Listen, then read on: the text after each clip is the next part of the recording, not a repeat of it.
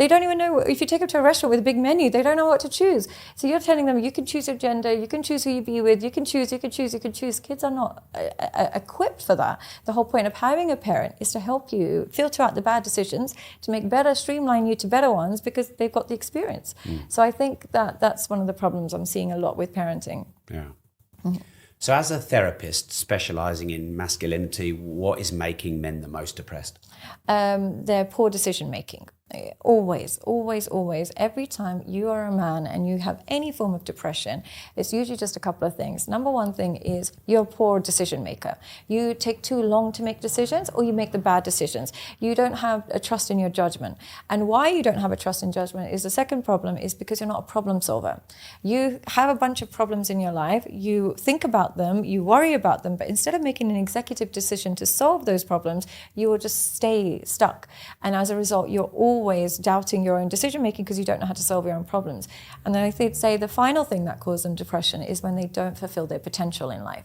They might be really intelligent, but because they don't have courage, they don't go out and do something really useful in business. Or they might have a really great body, but because they don't want to work out and they lose it. It's when they don't fulfill their potential, they're not great problem solvers and they're not good decision makers.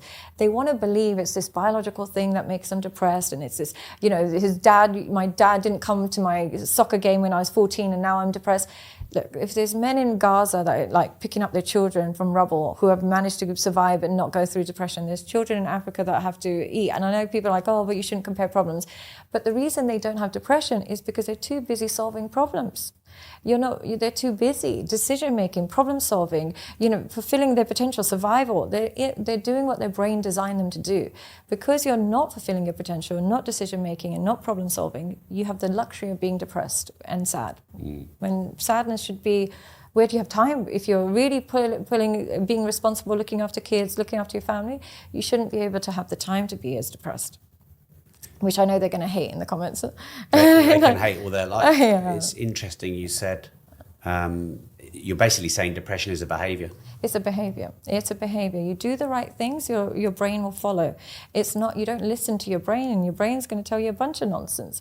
But you do the right things. So if you're a man that's depressed, look at your work schedule. Are you working as hard as you should be? Have you fulfilled your potential in work? Have you fulfilled your potential with your body? Have you made the right decisions in your life? Have you spent correctly? Trace everything down to a decision, change that decision, you won't have depression, I promise you. You can stay on antidepressants for the rest of your life because your doctor told you your dad was a narcissist, but that's not the truth.